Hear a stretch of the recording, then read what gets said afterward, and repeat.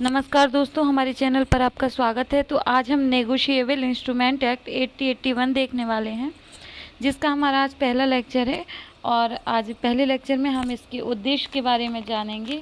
तो इसमें उद्देश्य का बताई गई है कि वचन पत्रों, विनिमय पत्रों और चेकों से संबंधित विधि को परिभाषित करने के लिए इस एक्ट का निर्माण किया गया है।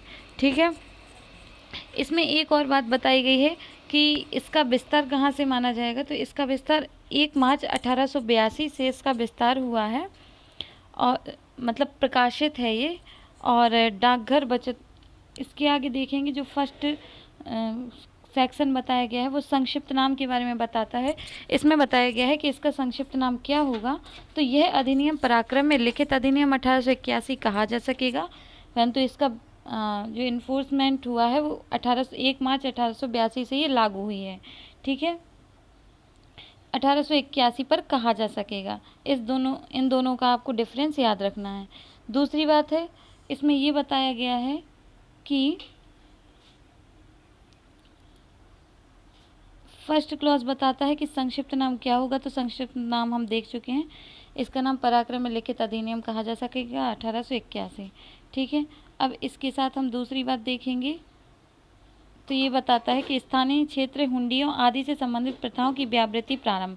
तो इसका विस्तार संपूर्ण भारत पर होगा। हमें यही बात याद रखना है कि इसका जो विस्तार होगा वो कहाँ कहाँ होगा। तो इसका विस्तार होल ऑफ द इंडिया होगा और यह किसी स्थानीय विधि पर या विशेष विधि पर प्रभावित नहीं होगी। किंतु इसमें अंतर्विष्ट कोई भी बात इंडियन पेपर करेंसी एक्ट 1871 पर या किसी प्राज्य भाषा में कि किसी भी लिखत से संबंधित किसी भी स्थानीय प्रथा पर प्रभाव नहीं डालेगी। इसमें सीधे सीधे लिख दिया गया है कि यह किसी भी अन्य एक्ट जो विशेष विधि हैं उनके ऊपर ये इफेक्टिव नहीं होगी। ठीक है।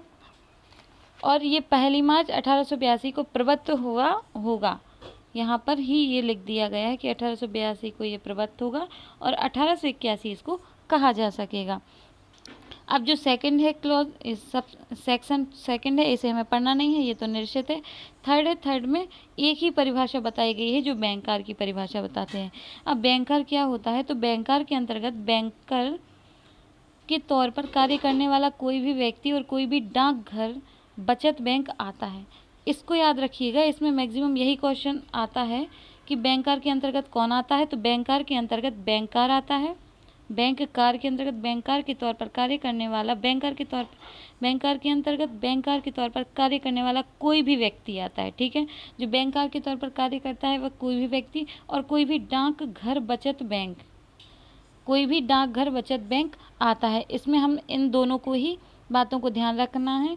एक तो बैंकर के तौर पर कार्य करने वाला कोई व्यक्ति और दूसरा है घर बचत बैंक इसके अंतर्गत आता है।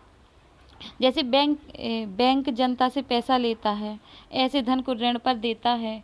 ठीक है ना। अपन लोग जाते हैं ना बैंक के पास और कहते हैं कि मुझे लोन चाहिए है, ये वो ऐसे करके, कभी किसी पर्पस के लिए, कभी किसी पर्पस के लिए।